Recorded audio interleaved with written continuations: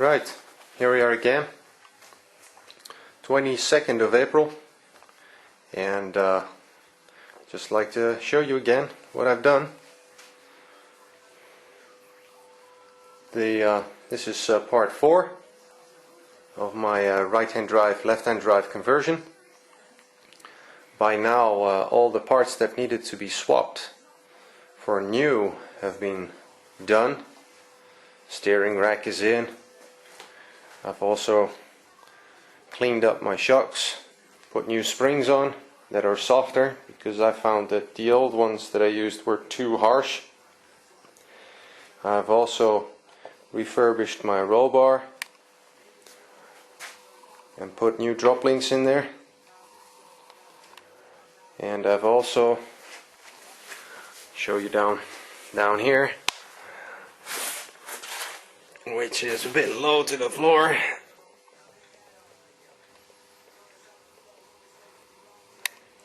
Let me see if I can find what I'm actually filming. That the bushes that hold the roll bar, now when they get a little play, they give a little knocking noise while driving on uneven surfaces. What I've done is I've actually tightened up the fit on the roll bar and greased them up real good. And what I also done was I've put a little O-ring between the flange that you see on the left there and the bush that holds the roll bar, so that should ensure that any sideways play that we have on the roll bar shouldn't be resulting in a knocking noise. Don't know if it'll work. If it doesn't work, it doesn't do any harm. Right, what else? I have also put all the tubing for the heater matrix back in, and what I've also done was I've decided to take the old system for switching hot and cold air out, and I purchased this valve from Caterham, and this valve goes into the tubing and actually regulates the coolant flow to the heater matrix. Now, some of you may have noticed that on the Elise S1 on a hot summer's day it is impossible to get cold air from your air vents, and that is because in the system that Lotus designed, the heater matrix is always supplied with hot coolant and just continuously circulates through the heater matrix. Now what that does is it heats up your whole heater matrix housing down there underneath the ducting, and if the whole housing is hot, of course that'll heat up the air coming through, and you will actually get hot air coming from your vents. Anyway, I'll be showing you how to make those adjustments to the heater housing in another video, because it's too much to explain in this video. So the wiper motor is back in, washer bottle is back in, battery is there, so the lock to the front is there. It hasn't been adjusted yet because of course you need the lid to adjust it correctly, and that's not on there yet. I've put the wiper arm back on, and that is a little point of attention there, because when I purchased the kit to do the conversion, what was delivered was this wiper motor. Now I'm not sure, but I've been told that this is a standard wiper motor that is mounted onto an S2, and of course we have here an Elise S1, and the difference is in the wiper arm. On the S1, the wiper arm is bolted with a bolt. that goes into the axle for the wiper motor. And on the S2 there's an axle sticking out, and you drop the wiper over the axle and tie it off with a nut. And that bolt you see coming through is a little bit too long. Now that shouldn't be a problem if you have an S2 wiper arm, but if you have an S1 wiper arm, then that little bolt is a little bit too long.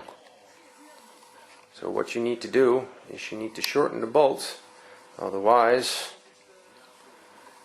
that cap that covers that bolt won't fit.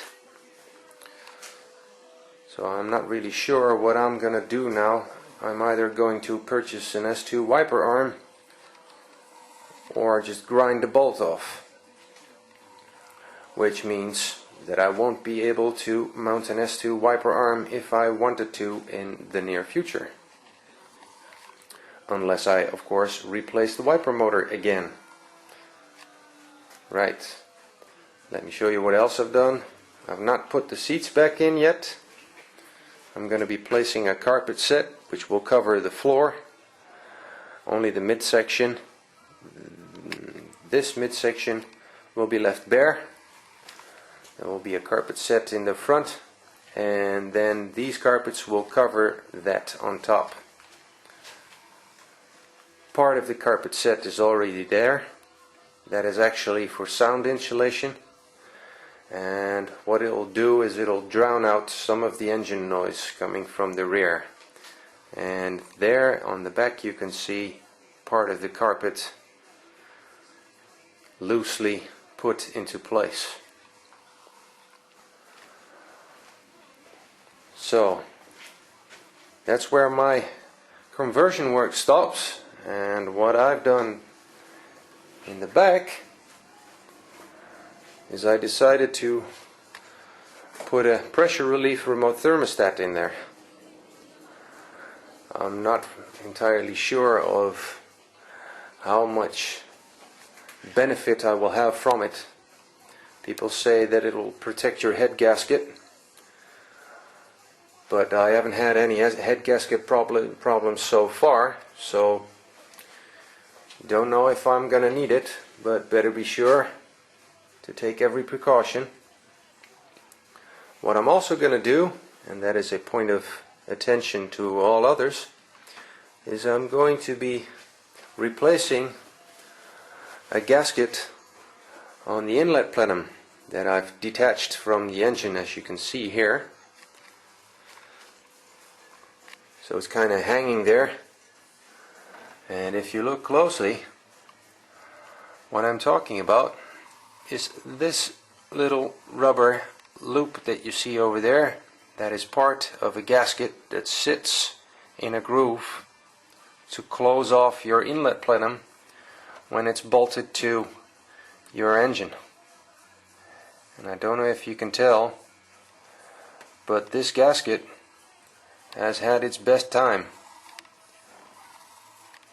It's actually, let me see if I can show you, drying out a bit. That rubber over there is showing some cracks. And what happens when that rubber ruptures is you can get a leak, a coolant leak, and you can get a horrible petrol smell coming from your car. And that is not a nice smell to have when you're having a drive, because it will worry you continuously, wondering if your car is going to catch fire. So, going to be replacing that. So I made a right mess of things, as you can see. I've drowned all the coolant out, and in the back there, that's where the pressure relief remote thermostat is going to be.